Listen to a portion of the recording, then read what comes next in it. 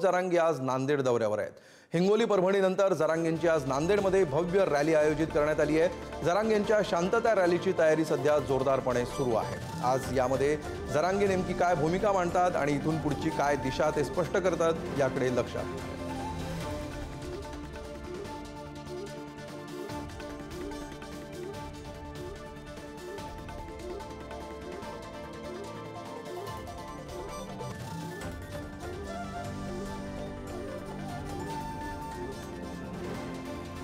मनोज जरांगेंचं मराठा आरक्षणाचं वादळ आज नांदेडमध्ये दाखल होत आहे आणि मनोज जरांगे आज नेमकी काय भूमिका मांडतात याकडे लक्ष असणार आहे। या दोन महत्त्वाच्या घटना सध्या महाराष्ट्रात घडणार आहेत। एकीकडे मराठा आरक्षणाबाबत सर्वपक्षीय बैठक मुख्यमंत्र्यांनी आयोजित केलेली आहे।